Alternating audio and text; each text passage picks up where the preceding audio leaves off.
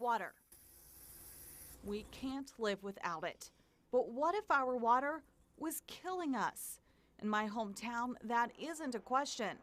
It's reality. Welcome to Washington, West Virginia, the ground zero, if you will, of DuPont's water woes. For decades, DuPont dumped dangerous chemicals into the Ohio River and our drinking water, and no one wanted to believe it. DuPont is a very strong presence in this community. It's the livelihood for thousands of people.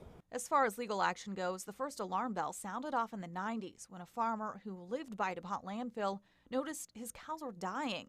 Something wrong with this cow. But the signs started years before that. Below the dump, he would have foam building up 3, 4, or 5 foot all the way down through. The fish kills, they were unbelievable. I mean, the amount of fish that were being killed and birds dropping out of the air. Why would that happen? The farmer settled out of court, but in the process of going through papers from DuPont, his lawyer stumbled upon a word, perfluorooctoroic, also known as C8. Soon after, Lubeck Public Service District sent out this letter to my parents and all of its other customers, reading in part: an unregulated chemical for which LPSD has monitoring data is ammonium perfluorooctanoate, also known as PFOA and C8. These levels are below the DuPont guidelines, and DuPont has advised the district that it is confident these levels are safe.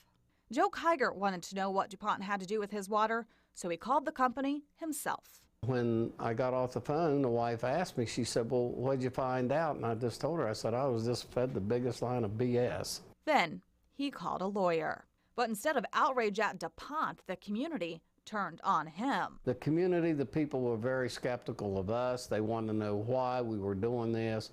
Why would we go up against DuPont? I was a money grubber. People stopped talking to them, others yelled at them, but still they moved forward. In 2001, Kiger, his wife, and a small group of other people filed a class action lawsuit against DuPont. And we were representing them for the purpose of getting them medical monitoring to determine whether or not they had diseases that were related to C8. In 2005, they settled for $70 million, and it all went to answer one question: what is C8 doing to our bodies? 7 years later, we found out.